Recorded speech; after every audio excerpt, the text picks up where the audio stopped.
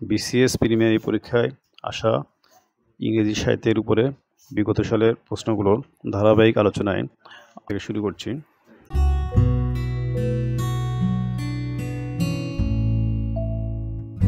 উনত্রিশতম BCS আসছিল Animal Farm was written by George Orwell, এবং এটি দশম BCS আসছিল।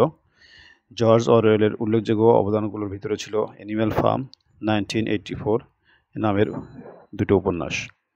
এরপরে যে প্রশ্নটা সেটিও 29তম এবং 15তম BCS এসেছিল, হু রোট ফার্স্ট ইংলিশ ডিকশনারি, এবং ওটা আমরা সবাই জানি যে উত্তর হচ্ছে স্যামুয়েল জনসন।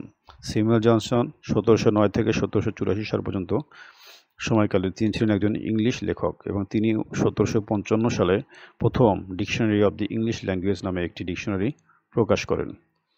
এরপরের প্রশ্ন, who wrote the plays the Tempest and the Midsummer Night's Dream, এটি এসেছিল 29তম BCS এ। উত্তর হচ্ছে উইলিয়াম শেক্সপিয়ার।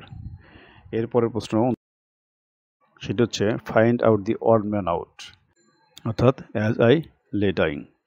অ্যাজ ডাইং হচ্ছে উইলিয়াম ফলকনারের একটি নোবেল, সুতরাং অড ওয়ান। এরপরের প্রশ্ন, which of the following writers belong to the Elizabethan period, উত্তর হবে ক্রিস্টোফার মার্লো। আমরা জানি যে এলিজাবেথান পিরিয়ডের সময়সীমা হচ্ছে 1558 সাল থেকে 1603 সাল। ক্রিস্টোফার মার্লোয়ের বয়সসীমা হচ্ছে 1564 থেকে 1593, যা এলিজাবেথান পিরিয়ডকে নির্দেশ করে। এরপরের প্রশ্ন 35তম BCS এর, Riders to the Sea is a one act play.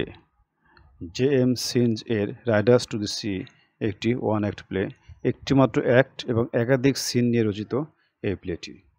এটি 35তম BCS। এরপরে 35তম BCS এর প্রশ্ন হচ্ছে, the poem isle of Innisfree is written by W.B. Yeats। এই পোয়েমটি মূলত the lake isle of Innisfree বা W.B. Yeats লিখেছিলেন। এরপরের প্রশ্নটা 35তম BCS এর, Othello is a Shakespeare's play about a Moor, উত্তর হচ্ছে এ মোর। শেক্সপিয়ারের ওথেলো নাটকটি নায়ক ওথেলোকে কেন্দ্র করে লেখা, আর ওথেলো হচ্ছে ভেনিসের একজন মোরিশ ক্যাপ্টেন। এরপরের প্রশ্ন 35তম BCS এর, the play Arms and the Man is by George Bernard Shaw. Arms and the Man হচ্ছে জর্জ বার্নার্ড শর একটা কমেডি। 35তম BCS এর লাস্ট কোশ্চেন ছিল, who among the following writers is not a Nobel laureate, উত্তরটি হচ্ছে Graham green Nobel prize পাননি। সুতরাং প্রশ্ন ছিল, who among the following writers is not a Nobel laureate, সুতরাং উত্তর হবে গ্রাহাম গ্রিন। ধন্যবাদ।